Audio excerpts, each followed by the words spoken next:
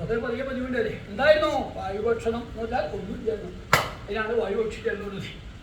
എന്താ വായുഭക്ഷണമാണ് എന്ന് പറഞ്ഞാൽ ഒന്നും കഴിക്കലില്ല. അങ്ങനെയാണ്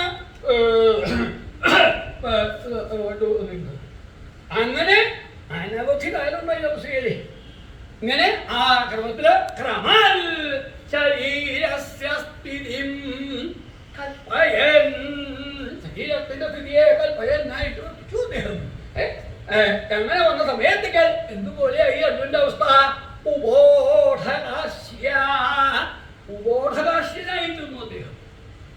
ഉബോധകാശ്യത്താൽ ഉബോധമായിരിക്കുന്ന കാശ്യത്തോട്, ഉബോധമായിരിക്കുന്ന കാശ്യന്റെ കൃഷഗാത്രനായി വർത്തിച്ചു. ഭക്ഷണങ്ങളില്ലാണ്ടായപ്പോ ശരീരം ശോഷിച്ചു ഇല്ലേ?